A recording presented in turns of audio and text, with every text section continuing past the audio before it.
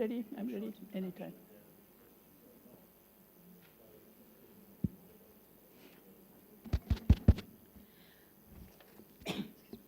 Good afternoon, everyone. Welcome to the special colloquium today. We are delighted to have here with us Professor Ravi Prakash Rao. I will do a short intro, but then I do understand that Ravi has been visiting RRI since 1973. And I think it's fair to say that only few people in this audience were probably, preceding that. So in some sense... Most were not born, some were students. Most were not born, some were students. So that is why an intro is necessary, because, for those who have been seeing him for these many years, they don't need an intro. But then for the people at the back who are the young students, maybe a 3 or 4 line intro as per his wishes. I mean, I could do a longer one, but he gave a very short one. So Ravi is a professor of physics and astronomy at Louisiana State University, Baton Rouge, USA. BSc honors and MSc degrees in the 1960s. I've never read an intro like this. I mean, usually there are like specific years, but he has decided to go in the decade form. So 1960s from Delhi University, and then he got his PhD in 1970 from the University of Chicago. He was at New York University and TIFR Mumbai before joining LSU in 1974. He has been at various universities in Australia, Germany, and India during sabbatical visits, and as I already mentioned, has been a frequent visitor to RRI since 1973. Ravi is a theoretical physicist, primarily in atomic and optical physics and quantum information. So, but before I hand over the mic, I would like to say that, while he has been definitely visiting RRI since 1973, we have the unique privilege and honor of being the first group to actually have done some formal work with him, which even, got into the archive and so on and so forth. So at least some little, USP we have as a lab. And so Ravi is going to tell us a lot more about such things. He has a blank slide to begin with, but I do believe it is about modifying the death of entanglement that he is going to talk to us about today. So with that, Ravi. Thank you very much. Thank you very much. It's very nice to see a lot of familiar faces, a lot of students, because as was mentioned, I have been, in fact, my first talk here in this very auditorium was in April '73, when this institute was just being resurrected, because it's since then that a lot has been built up, and there are many colleagues here over the generations that I've interacted with, and so it's a great pleasure always for me to be back here. The Raman Institute here and the Tata Institute in Bombay I consider as sort of my home. So even though I have now lived 52 years at Louisiana State University. So today, in fact, the reason for my talk today is going to be and I'll start with a summary, because the reason is really to report to all of you. I'm sure that some of you, of course, may have even heard talks, but certainly some of you are on the slide there, on an experiment that has just been done here in this institute, just a few buildings down, by Professor Sinha and her group of various students and postdocs over the years. And in particular, let me start by mentioning Ashutosh Singh, who's not here now. He was one of the first students on this project. He has been in Canada for many years now. And the Soumya and Animesh and Kalol, the current students and postdocs who were on this experiment. And the experiment was to demonstrate what could be called avoiding the death of quantum entanglement. And this is, as I said, just a summary. And let me just say that I'm going to talk, of course, about quantum systems. And the word entanglement is used to say that a system, say, even of just 2 parts, A and B, if it is not separable. So you can't simply say it's a product, so to say, of the A and the B separately, then we call it entangled. Now, of course, entanglement is there also in classical physics, but quantum physics means for the quantum degrees of freedom. So even a bipartite system, it could be many parts, of course, but a bipartite system is entangled if you can't write it as just a product of 2 separate states of the 2 subsystems. Now, at the simplest, and this is the language in which we will talk about it, we will use a qubit, which is just like a classical bit in the sense it's a 2-state, like a switch or a coin.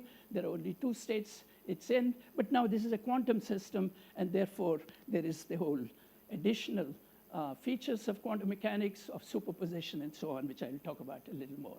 And it could be an excited state and a ground state as a pair. It could be just a switch, up or down. It could be, in the context that you will see here for the Raman Institute experiment, it was the polarization of light, horizontal and vertical, as two possible states. So they're like, as I say, a switch or a coin, but it's a quantum switch. Now, like all systems, physical or outside, it is subject to decay. So we all know that if you have an excited state, it'll decay in some manner. Entanglement, again, can decay, and the interesting thing is that it was discovered a few years ago, 20 years now, that not only is there, I'm sorry, I'll have to master this, not only is there what you could call asymptotic death. Like anything, if you have an excited state of an atom or nucleus, or you have a radioactive nucleus, it'll of course finally decay. And if you wait long enough, if it's a radioactive nucleus, of course it'll have decayed. And so you could call that decay over infinite time, asymptotic, and at the simplest, it'll be just an exponentially decaying amplitude for the excited state. Now, but what is interesting is there are systems that was discovered about 20 years ago, that these are systems in which even if you start with some entanglement, then the entanglement may die before infinite time, at a finite time. Of course, it's a jazzy thing to call it entanglement sudden death. So this is how it was advertised, and in entanglement sudden death, and in fact, actually I'll skip over this because I'll cover this in the next slide. But at this point, let me just mention as the introduction that the idea was, can we somehow modify this? Can we somehow prolong the entanglement? Maybe even have it go only asymptotically to zero. Or, as we will see, there may be other surprises. And this is indeed what the ideas were that were born soon after ESD, entanglement sudden death, was discovered. And this was an idea I wanted tested out, and we actually, of course, worked out the calculations. But I've been shopping for many years to have somebody do the experiment. And finally, to my good fortune, Urvashi Sinha here took it on with her photon and the group working in quantum optics. And they have, in fact, been able to show that indeed you can avoid the death of entanglement. So with that as a kind of just the context, the summary, and the main players in this, let me say that I'll talk roughly in 3 parts today. The first part, I'll say a little bit about all this. What is entanglement? How do we think about it? What is the sudden death? And what are these ideas about modifying it? And then it turns out that all this is actually within the context of something much larger. You can sort of say that it is dealing with noise. So again, even classically, systems always have noise, friction, dissipation. And that's because, as physicists, we all learn, even if you are isolating and concentrating on one physical system, you're always somehow coupled to other degrees of freedom. The rest of the universe is how we often put it grandly. And so energy and other things can go into that, flow into it. So there's always dissipation. There's always friction. There's always noise. So one of the things, even from the applied aspect, I'm not going to be involved today in talking anything about the big applications of quantum computing, quantum entanglement in quantum cryptography, quantum information. Again, Urvashi Sinha's group and others are doing a lot of work in these fields. But in all this, you will certainly have at some point to face this question, now if you wish, of quantum noise. Now, all classical computers, including all these iPhones we carry, there is noise that's unavoidable.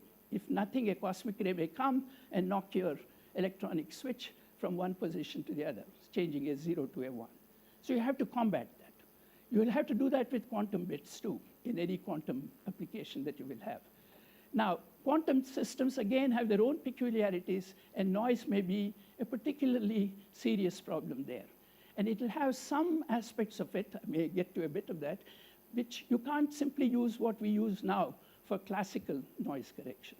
So you have to come up with something which is internally quantum. It's all very plausible. And so in a sense, there's a wider context to the question. And it turns out that to handle friction is a very complicated problem, even in classical physics. Because again, in some ways, you're coupling to an infinite number of degrees of freedom of the rest of the universe. So it's a very complicated problem to deal with it from fundamental basic principles. But in quantum physics, there are, as I said, twists.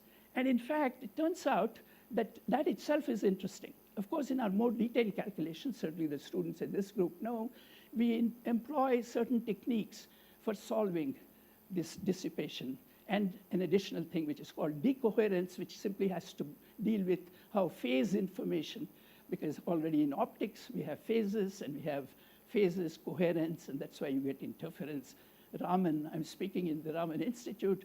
Raman was, of course, a great master about this, including in the Raman Museum. You'll see all his collection of minerals and bird feathers and butterflies and so on, a lot of them having to do with interference phenomena having to deal with phases.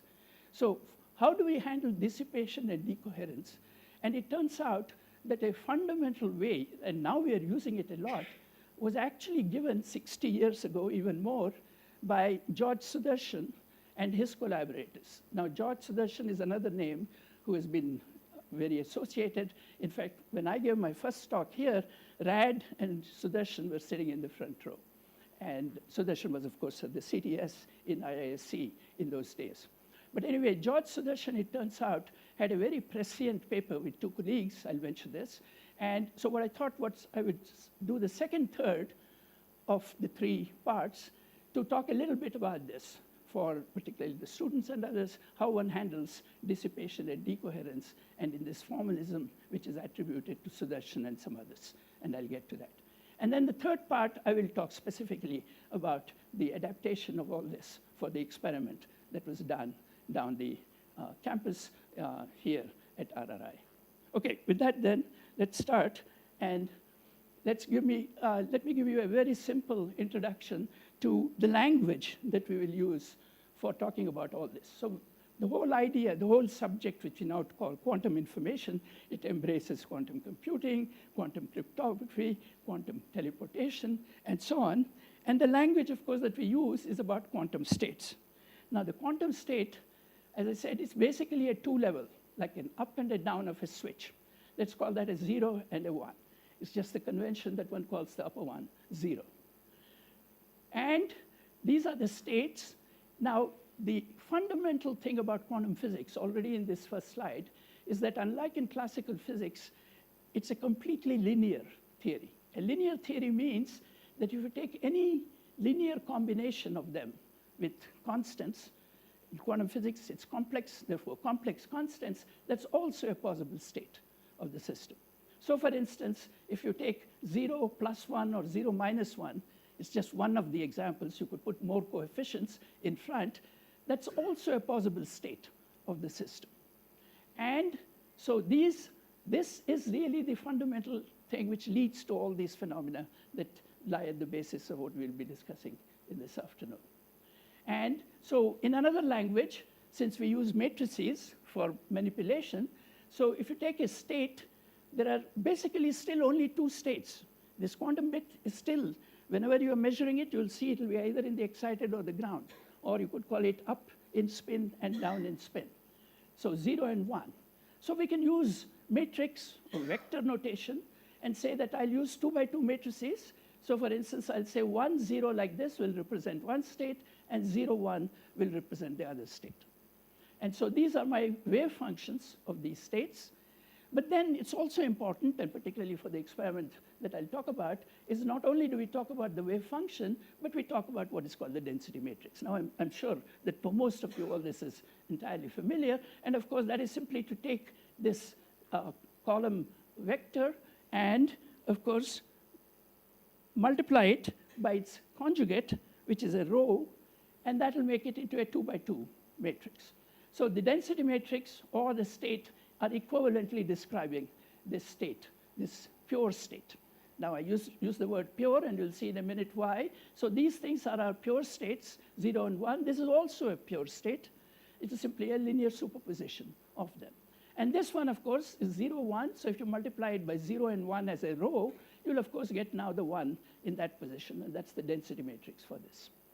Now, if you take this state, which has a 1 over square root of 2, so I would have a 1 over square root of 2 from that, and a 1 over square root of 2 plus or minus here, And you again, therefore, construct the state as a column vector, or you construct now the density matrix of this. The density matrix of this is simply, again, with same prescription, going to look like that. Now, all these density matrices are describing pure states, and by a pure state, we will mean that there is indeed a state description as well. So there is a column vector, there is a what you could call a wave function or a ket, and that is the description for any two-state system for all the pure states. Now, what is interesting is, and we need this, because it turns out that most states are not going to be pure states, they're what we call mixtures, and mixed states also will be described by density matrices. I'll give you a simple example here. This is also a 2x2 matrix. It's also a density matrix. Incidentally, in all density matrices, as you've already been seeing, the trace, that is the sum of the diagonals, is 1. That simply says that overall, I have one state, one physical system, one qubit that I have in my hand. It's what we call the probability is always going to sum to 1. So that is the 1. So just like here also this is 1. But the difference between this and that, before I go any further, is that this state cannot be decomposed into a column and a row from which it is born. So even this very simple example shows you that there are other states which are equally good states in a quantum system. This is a single system, A, but these are things which don't have a state description, but they do have still a density matrix description. So most of our discussion will be with these density matrices. Now, one way of thinking about this, it's not the only one, is that you could think of this as though it is to take this state and this state, now multiply it not just by real numbers, 1 over square root of 2, but say with also some complex phase along with the amplitude. So here you see the words amplitude and phase, since we are dealing with quantum physics, which means complex variables, complex at the basis. So there may be a different phase here and a different phase here. Now, this is still a pure state. However, if these phases are sort of randomly jiggling, phases are in fact even more sensitive than amplitudes after all, because you can change a little bit the phase. If they are randomly jiggling, then you will see that all the off-diagonal terms will become 0. So when you construct a mix out of this and randomize it, that's why we call this a mixture or a mixed state. Now, this is to be thought of as having come from superpositions, but with no clear phase coherence between the two. You're sort of mixing up the phases. Now, that mixing up of the phases is, of course, part of the problem for all quantum systems, including what I mentioned about noise, because not only will the amplitude degrade, like in classical friction and so on, but the phase, now that we are dealing with complex quantities, can also degrade or be scrambled. And so that is why both dissipation and decoherence are the two words that you'll be seeing quite a bit about. So density matrices and coherences, that's a simple introduction to them. And now let's look at the, yes. Now let's talk about 2 qubits. So now I have 2 switches, 2 quantum bits. And 2 quantum bits, of course, is going to have 4 states, because each one has 2. So there are going to be 4 states. And we again will represent it. This is the famous Dirac-Ket notation, which is so convenient. And you can either use the language of thinking one as up, the other one as down, or you can think in terms, I'll use this later on, think of an excited as plus and the other one as minus for the down. But again, notice that there are 4 states now possible, and it could be that both of them are up, one is up and the other one is down, or vice versa, and then both are down. So there are now 4 basis states. Of course, when we now represent it in matrices, I'll have 4 by 4 or 4 by 1 vectors to represent these states, unlike the 2 by 1 of the previous slide. And again, superposition. So not only are these basis states, but I can also take linear combinations of them now. These are 2 qubit states. So for instance, take these 2 middle ones. You can take again that same kind of plus minus. Now, this is again very familiar throughout physics. One calls them triplet and singlet. It's not important right now. But what is important is that, again, this one, it's a superposition. It's a pure state, but of a pure 2 qubit state. But you can't decompose it into a simple product of A and of B, as you can, for instance, of any one of these. These are all completely separable. This simply means the product of something up and the other one is up or it's down. We are just bodily putting them together in the notation inside the ket. Now, if you take this state and you look at its density matrix, it will look like this. Lots of zeros, and there are these. Again, remember that the trace, the sum of all the diagonal entries will always be 1. That is simply saying that altogether, the total probability is always going to be 1. And that's the key to the second part of today's talk. And this is a density matrix. So I'll use the notation, the typical notation, rho of A and B. And the point is you can't write it as a product of the A and of the B. So this is indeed a mixed, it's an entangled, although still a pure state. Now, let's go to the next step of how a 2-qubit state of something that we might start with may behave under various couplings. Now, of course, I could put a coupling between them. For instance, they may be charged, they may have some spin couplings, whatever. I'm going to do none of that. I'll take a very simple model where I say that there is no coupling between them. There's no direct interaction between them. There is nothing else fancy going on of coupling to the external. All there is, however, is that anytime I think of an excited and a ground, clearly excited states will finally decay. So again, whether atom, nucleus, radioactive or not, clearly an excited state will finally decay. Some of them may be long-lived. We have metastable states. We have almost stable. But give it long enough, it'll go down to the ground state. The ground state is really the only stable state, almost by definition. Now, and that is, of course, what we call spontaneous decay. So if nothing, if you had an up and a down or a positive and a minus, with some decay constant, gamma, the upper state will be decaying to the ground state. And that will happen at both A and B ends. Whether they're close together, whether they're separated, all that is completely irrelevant. Okay. So even in this very simplest model, with only what we call spontaneous damping, spontaneous decay, which is an amplitude going down, I'm not talking anything about phases here, any initial state, whatever state you might start with of the A-B system, will finally clearly end up with both A and B sitting in the ground state. And that is, of course, separable. That was my down-down in the previous one. And so, by definition, asymptotically, given enough time, infinite time, everything will end up in the down-down or down-down or negative-negative, and it's not entangled. So it means that however hard you have prepared an entangled state of these, with just spontaneous decay of the energy upper and lower, you're going to end up with asymptotically separable states. Entanglement will be gone. And here is where I said, came as actually a bit of a surprise when these two people showed in about 20 years ago that in this same simple model, there will be some states, some pure or mixed states of A and B, which will actually have that entanglement disappear at a finite time. Now, at a finite time, there is still some excitation on both ends, because it hasn't gone down. E to the minus gamma t has come down a bit, but it hasn't come to 0. But the entanglement may disappear. So there is still excitation in the system, but entanglement is gone. Okay? Now, of course, that shouldn't be a surprise. It's plausible, because entanglement is some different kind of beast than energy and excitation. So, okay, maybe entanglement has its own independent behavior and evolution. And indeed, they picked a very simple density matrix of this kind, still lots of zeros. Now, this could describe either a pure or a mixed density matrix.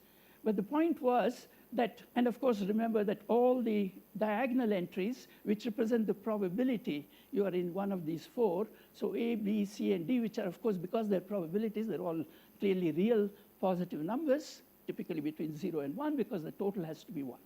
So notice I put out a 1/3, so the sum of these must, of course, always add up to 3, so that the trace, as we call it, is 1. So this is a description of this 4-state system. This is a mixed or pure state of a 2-qubit system. And as I said, this lowest coefficient will finally go to 3. Everything else will go to 0. And so you'll end up with a separable density matrix of that kind. And what they discovered is that for certain values of these coefficients, A, B, C, and D, and notice there's only one off-diagonal And because of various symmetry reasons that, again, those of you who are familiar know immediately, these two things are going to be simply related. There'll be complex conjugates. If they're real, then, of course, they're the same number. So there's only one, but that will also decay. And so finally, everything will end up with all zeros and just a 1 at this point. Okay? And that is the famous ESD, entanglement, sudden death. Of course, you can see it in lots of other situations, much more complicated, but the simple one will be enough, certainly for today's talk, to give the full picture to you of what entanglement sudden death is. And of course, the next question is, how do we change it? But before that, let me just complete this. So for instance, if you start with a mixed state, and it's important that there be a non-zero A to start with for this to happen, and you'll see the connection in a little bit as well. And now, how do we measure entanglement? Now, again, I don't want to go into the details of that. Those of you who know it, of course, know it. And for others, it'll really not be of that interest. It's a technical matter that we know how to do this. And in particular, there are two measures of entanglement which were given a long time ago. And one is called concurrence, and the other one is called negativity. And we use those, of course, to see whether a given mixed or pure density matrix is entangled or separable. So now, again, technically, so what one does is you look at what are called the eigenvalues of this matrix, and if those eigenvalues, when you partially transpose, so if you just, for instance, flip the two diagonal blocks, so this block and this block, so now the z here goes there, and this z goes here.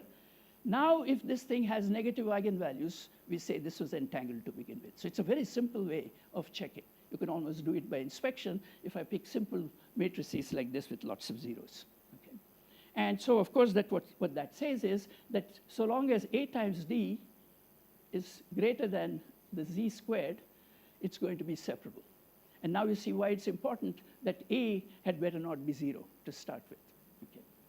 And that will be related in a minute. Yes? So the zero, you're assuming the zero elements will always be zero? Well, depending on certain types of couplings, yes. Okay. Yes. In fact, that's a subset. Actually, that's a very interesting question, which I've actually been involved a lot with.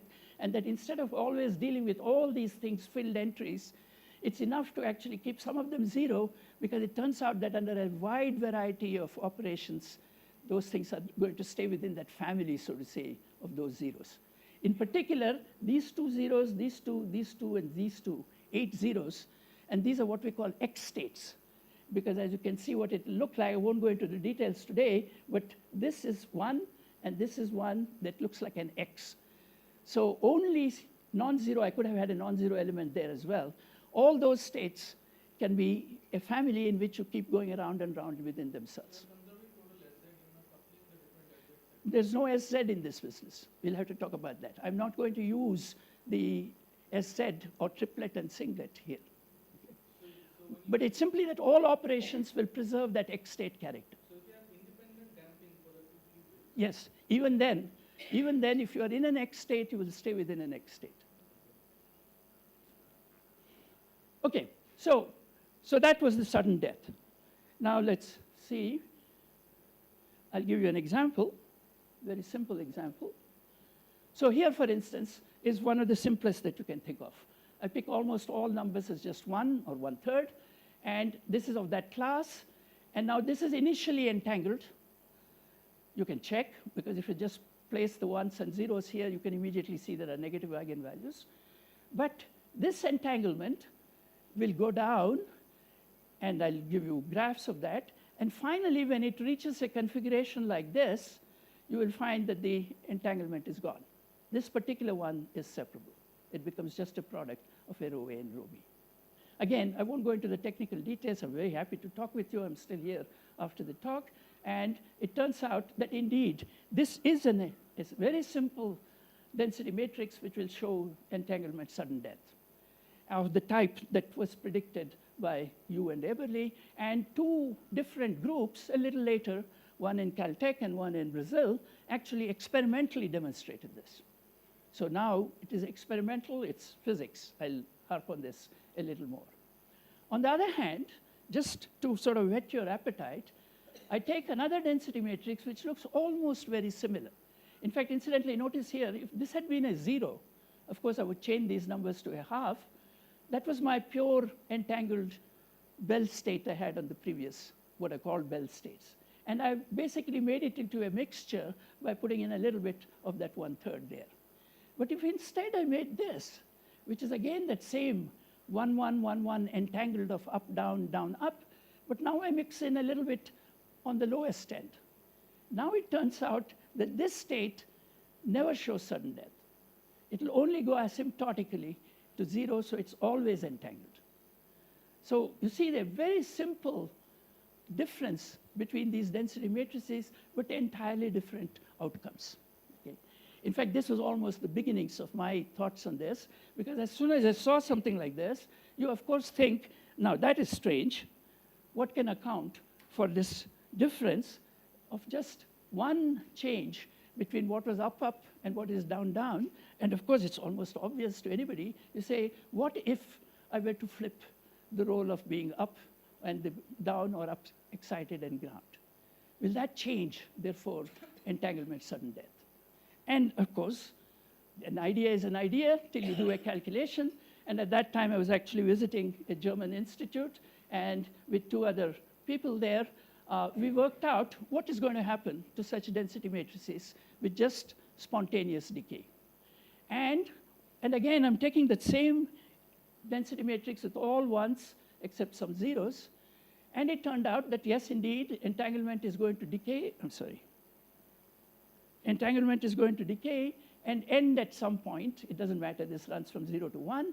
Gamma is some time parameter, inverse time parameter. So gamma t at a little over 0.5, this particular, for these coefficients, it will change with the coefficients, is going to be the sudden death. So notice here, this is some measure of entanglement. It could be concurrence. It could be negativity. In this case, it's negativity. And it's going to gradually keep decreasing.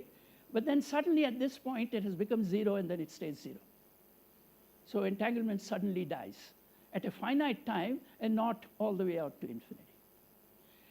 And the idea of just flipping the role of the excited and the ground turned out that if I flip that at a certain time, and here are 3 different curves you'll see besides the solid line of the original ESD, that if, for instance, I flip the role of the excited and ground at this point, then it turns out that the subsequent evolution of it lasts a little longer.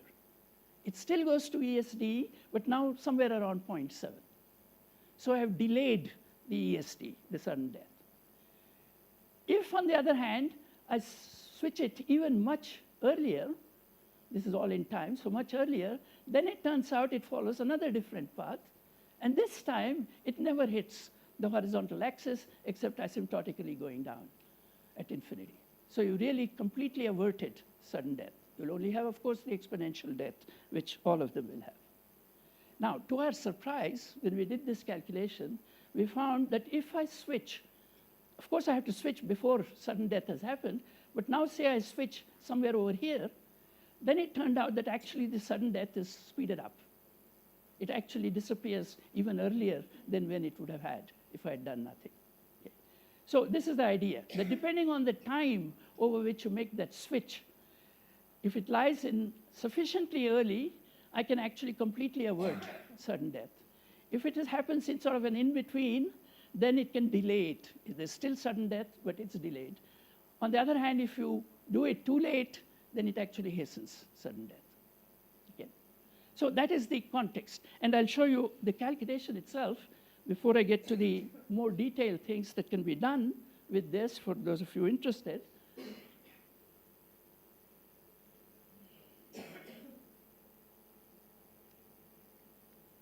What's going on? It doesn't want to switch.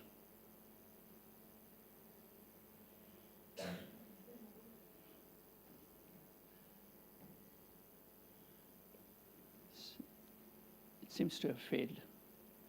I can operate it if you just tell me. Okay, you got it? Yep. Okay. Okay, thank you. This is, again, just the same thing. It's now plotting the time of switch with the time of death. So the time of end of death and then this is the time of switch. So if you switch it too early, you can actually completely shut off, so there is no end at all. In between, there is a change from where it would have ended, and then here there's a small dip before it comes back to the horizontal, and that is the hastening. This is not important. Let me skip over this because I can go on to other things. And I'll give you a very simple idea of how to think about this that you can see almost in words, and then we'll talk about in the second third of this about how one actually handles these kinds of dissipations or decoherence, even more complicated than the simple spontaneous decay.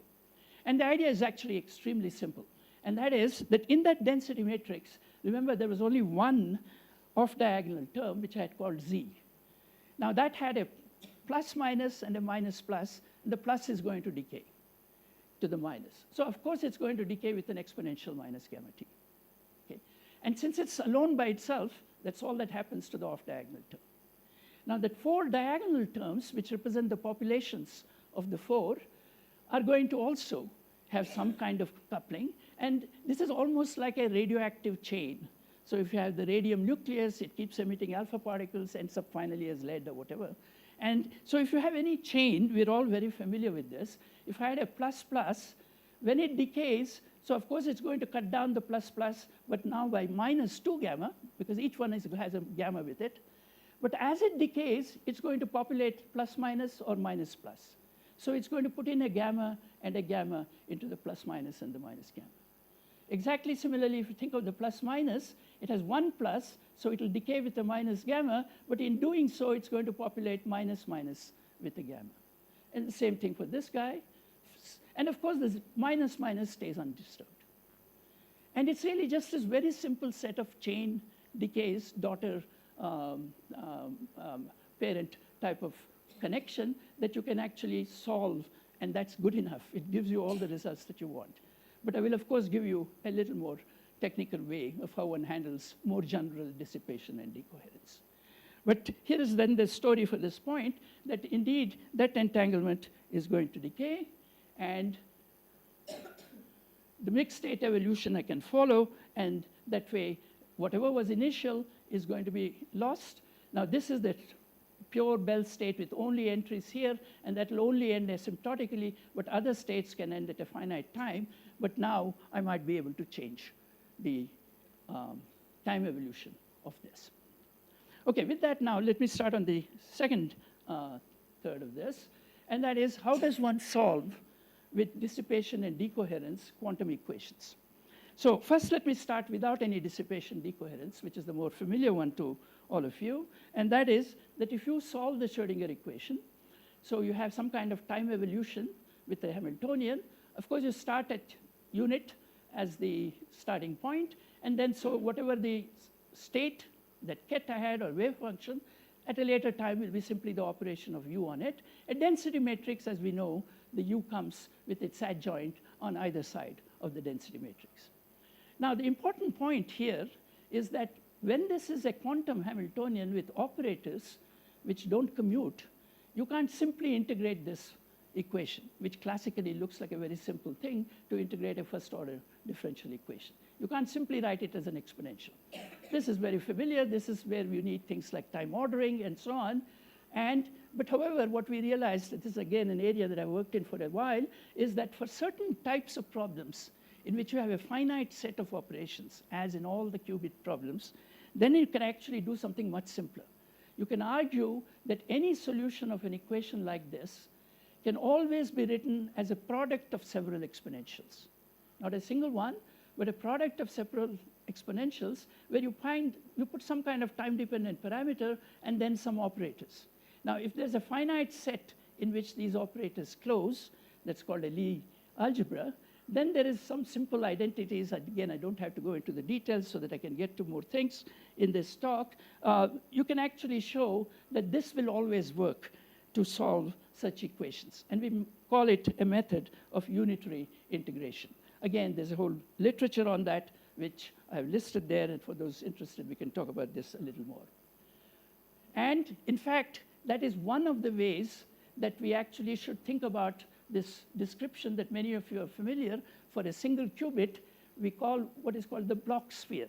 And I'll give you here a way of thinking about the block sphere, based on what I just said, that if you take the u and write a product of exponentials, now you could write sigma x, sigma y, and sigma z, which are the 3 Pauli's for a 2 by 2 problem, but then you will find that you'll get very nonlinear equations for the coefficients. Turns out to be very interesting that if you instead take the triplet sigma z, which is a diagonal matrix, sigma plus and sigma minus, then of course there are some complex numbers here, but the overall u will still be unitary. And then you will get a simpler set, I'll have it on my next slide, for these time-dependent parameters, which you can then solve. And once you solve for the u, I can go and recover what psi is, or I can recover what the density matrix is. And there are some details here, but there is one complex number which basically governs, and then there is a phase parameter here. But this complex number, you can think of instead in an inverse stereographic projection, and that is indeed your globe, that is your Bloch sphere. So the 2 parameters that characterize states, pure states on the Bloch sphere, latitude and longitude on an ordinary Earth globe, are the 2 parameters, latitude and longitude of this globe, or you can think of it in terms of this complex number, z. Now that's a very powerful way of thinking about these problems, and here just one thing on this is that the set of equations which govern those parameters, there is some nonlinearity. Notice there's a z and a z here, but otherwise really they're much simpler than the kind of Euler equations that you're familiar with when you do 3-dimensional rotations, when you get sines and cosines and very nonlinear functions. But with that now, however, my interest now is, again, schematically, this is simply to say that I can think of the spin-a-half problem up-down as having a Bloch sphere, the same thing essentially, it's adjoint, and then one phase parameter which sits in the diagonal. Now, the same structure, it turns out, I can use for any higher SU. This is for SU4, but any SU can always be written as a product of 3 things. The last one will be diagonal, and these other 2 things will have only one off-diagonal block, but now a block which is non-zero.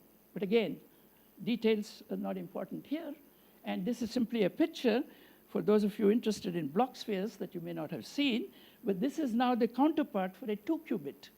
So here now, instead of having a 2-sphere, the sphere is more complicated. You have a sphere of 4 dimensions, actually embedded therefore in 5, just like our globe is actually in 3 dimensions, but it's only the surface. So this is the S4 sphere. And interestingly here, at every point on that sphere, there's another complicated manifold which sits on it.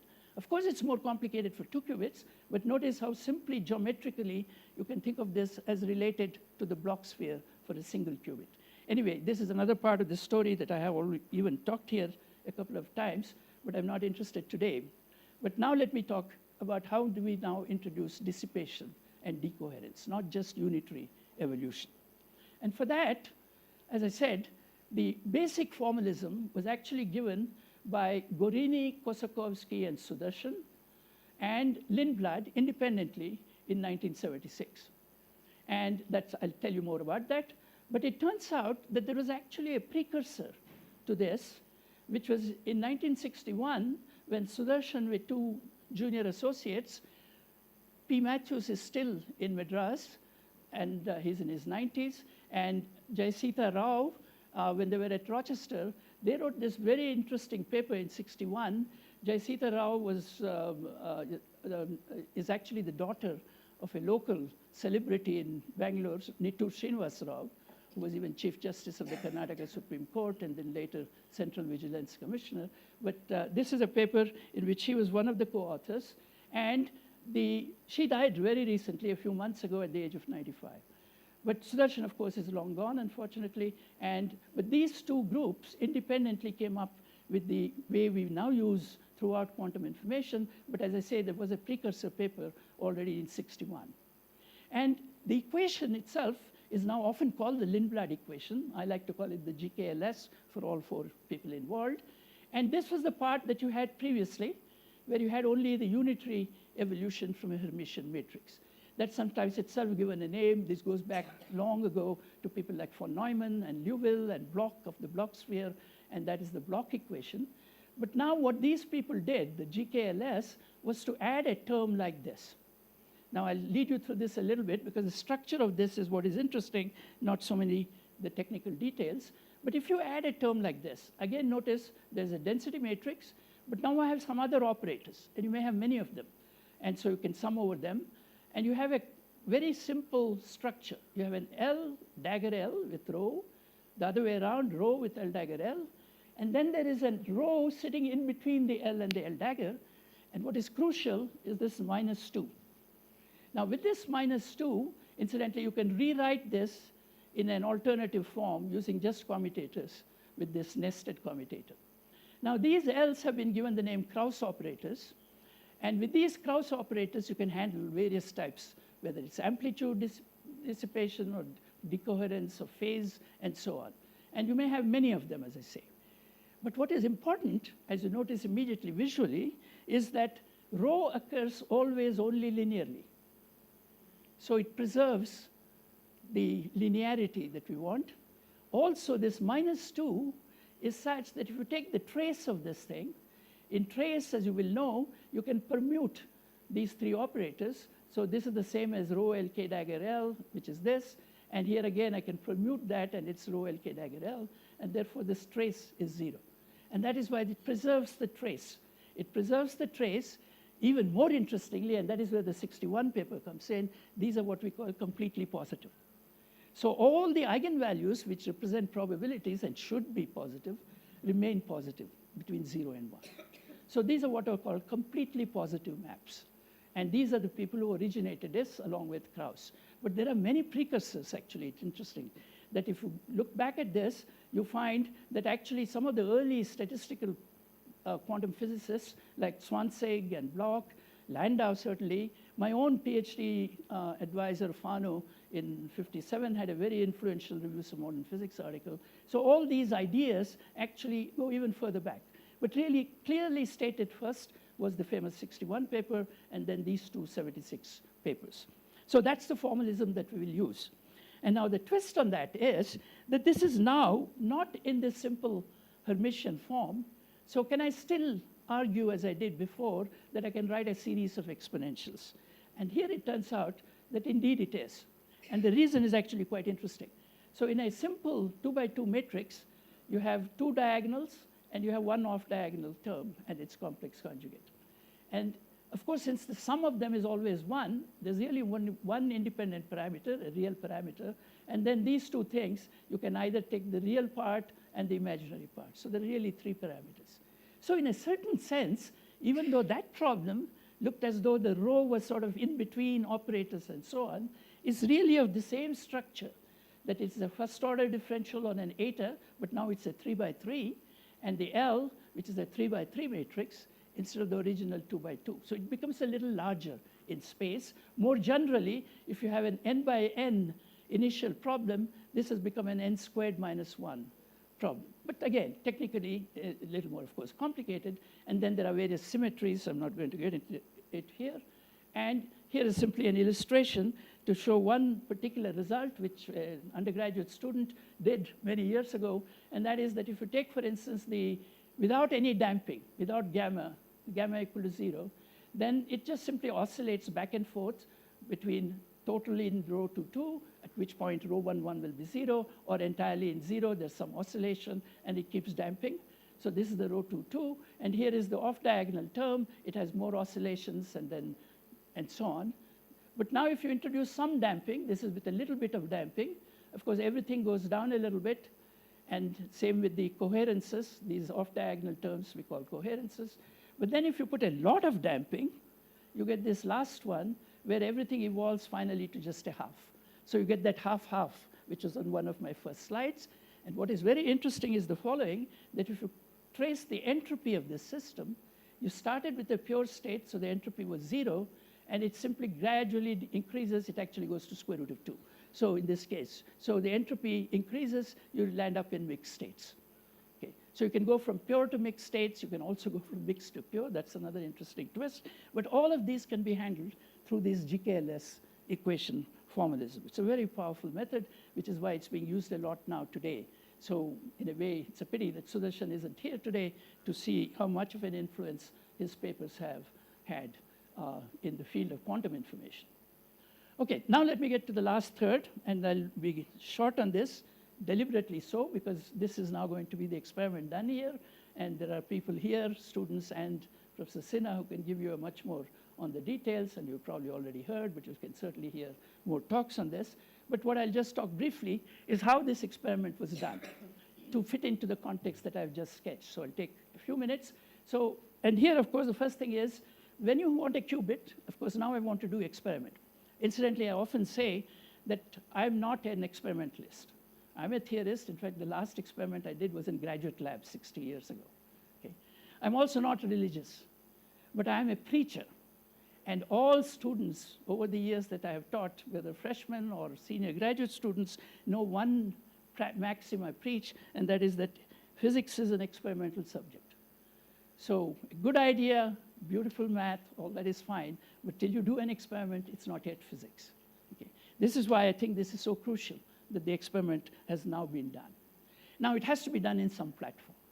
And there are various platforms, and this I'm sure everybody knows. You're thinking of spins, NMR. Incidentally, just today I saw, which I didn't know about, RRI also has an NMR group, and you could do these in NMR.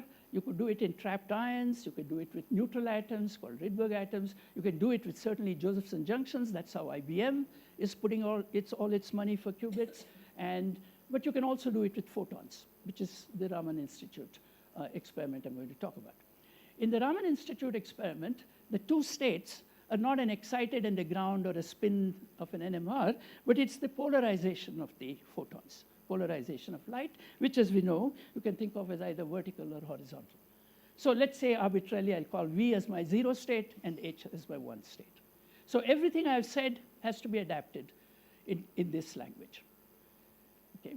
Now, the lab, and I'll be very, very sort of superficial about the experimental aspects. The lab is one where they use these nonlinear crystals.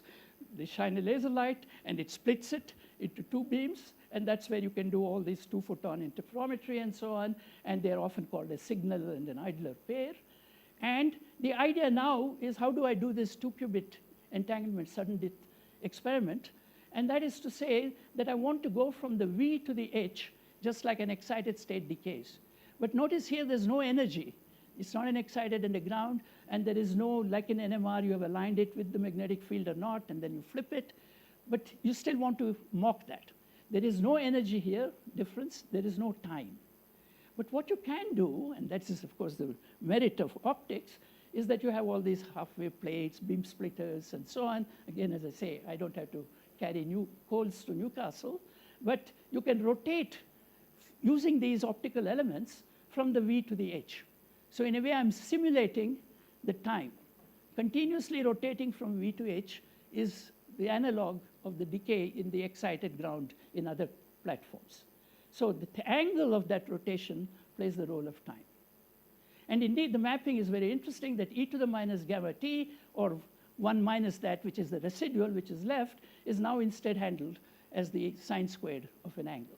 So of course, if you have an x and the angle with pi over 2 from 0 to pi over 2, then you notice that the t will be from 0 to infinity. Now, there is some very interesting twist to this, and that is that what I'm talking about here, then, instead of thinking of the time, which we often think of as from minus infinity to infinity or 0 to infinity, now we're thinking of an angle which mocks that.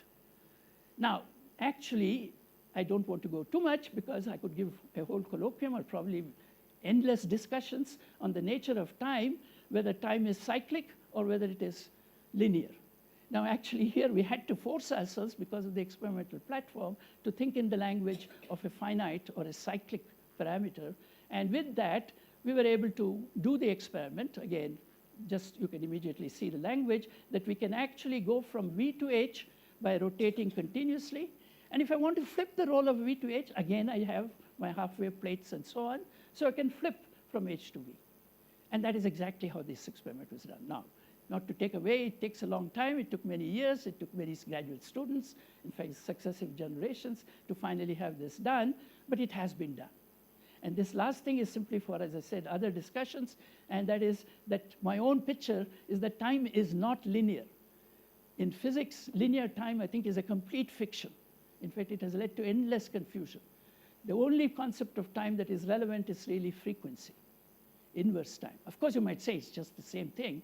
Instead of seconds, you have hertz, but there's a fundamental difference. It's always cyclic. And of course, every one of our things is indeed a clock face, whether it's days or things going around or rotating and so on, it's always that. And it's very curious philosophically that the RRI experiment, which is the first demonstration of modifying the sudden death of entanglement, actually went to the cyclic time variable. Now, this is simply a sketch of the apparatus with lots of mirrors and half-wave plates and so on. You start with a laser, and there is this nonlinear crystal which splits it into two. You take them into two different ways, and then you bring them together. And as I said, you can do interferometry. They do what is called tomography. They measure what is in the various 4 configurations. And this is the sudden death setup. Actually, this is the death setup that the Brazilian group had used. Now, we basically adapted to that with this additional element of doing now this switch between H and V. And that required some more, but it required a lot of complications. And it was only later that some of these have been solved. And so, as I said, the experiment is now complete. And this is actually the same thing in a different way. And this is simply, I'll again not go into the details, but just to say that this is entanglement sudden death. And if you do it in a sufficient way, you can delay it from the blue curve to a somewhat larger time. You can completely avert it. This will actually go only asymptotically to that 1, which is the finite, the end time in the angle variable. Or you can hasten it. So instead of this blue, you may actually end up further. So with that, I'll stop and any questions. But it's a great pleasure to be here and to be talking about an experiment which is done right here. Thank you.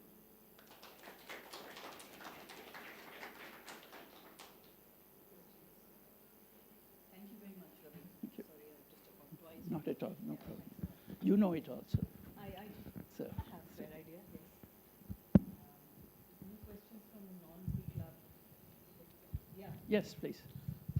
So the evolutions that you showed are for, so in the Lindblad model, are we taking 2 dissipators which are equal sort of decay of the We have two? actually done calculations with different Yes. decays in the 2. Uh-huh. We've also taken things like thermal bath, so Right. it's not a simple, coupling to vacuum. Uh-huh. We've done all kinds of variants on this, but the general theme that there can be ESD is true. And in many, many, and it's not just 2 qubits. We can show similar things happen with what we call a Q-trait, which is a 3-state system. Yeah. So it's a very general phenomenon. Yeah. And as I said, there's no surprise that entanglement may actually have a finite end. Yeah. Even if So there's are you, I mean, excitation. so I'm saying, but for the results you showed, Yes. they are for equal decay for the 2 spins, Well, right? the experiment itself, yes, because we are rotating both of them the same way. Same rate. But we could do that differently. And we don't have any coupling between the 2 spins No, in the no, Hamiltonian? no. Okay.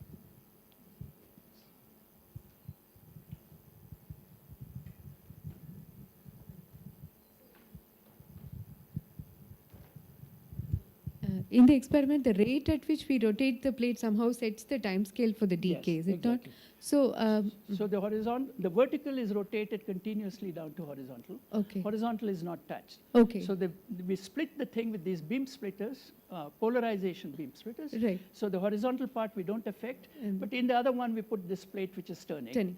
So, as the rate of rotation of that, do you see any qualitative changes? Let's say I rotate it faster or slower than. Well, actually, the way the experiment is done, you set it at different things, and then you see when. Oh, the this CST quasi-static happens. Right. experiment. It's like taking a stroboscope. I You understand. could do that. You could do what Do you're that, yeah, suggesting. because, yeah, right. Thanks.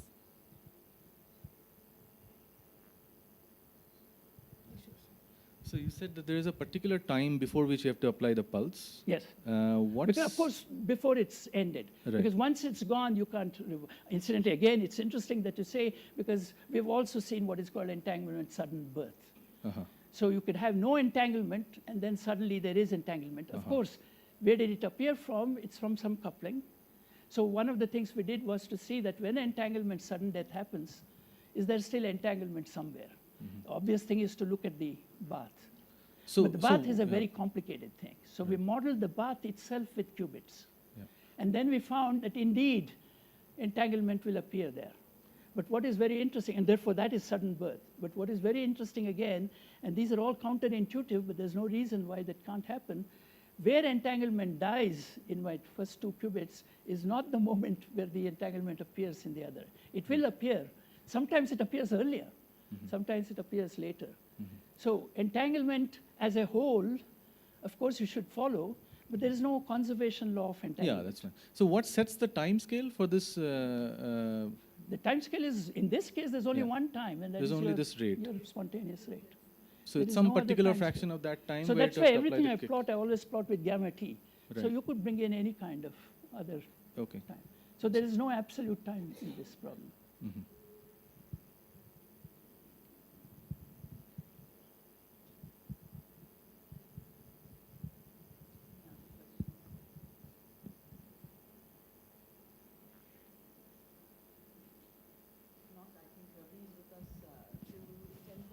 Yeah. I'll be very happy to discuss anything further. Right. So I would like to invite Professor Vinod Gaur to kindly come and give Ravi a memo in appreciation.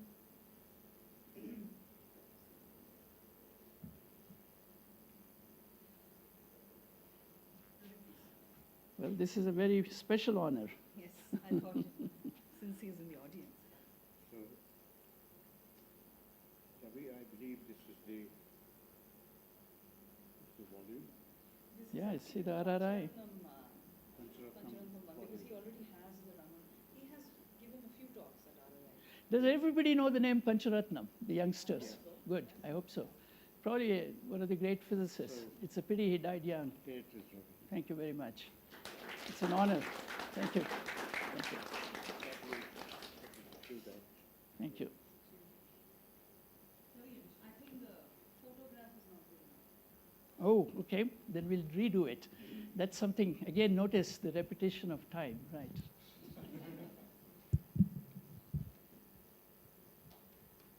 Thank you. Thank you. Thanks, Vinod.